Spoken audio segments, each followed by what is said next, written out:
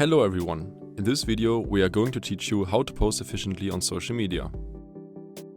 Of course, a pretty media design is helping to make social media content attractive.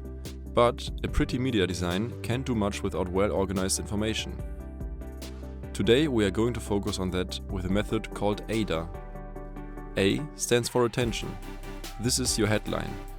You have to tell the audience why they should care about your social media post. It has to catch the attention of your audience. I stands for interest.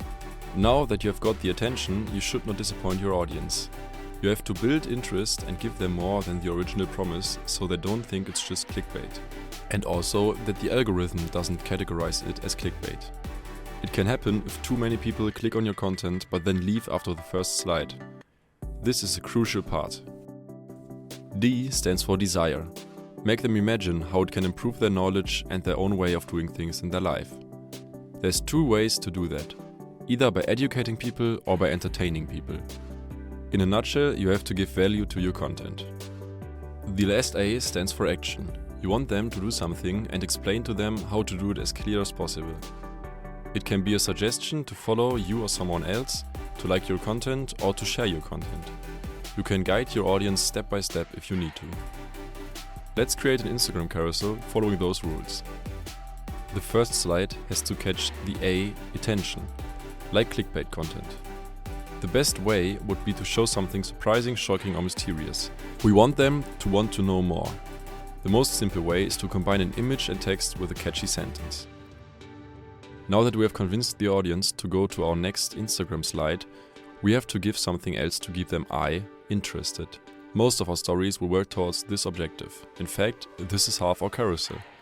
The best is to teach them something new, but not too much at once.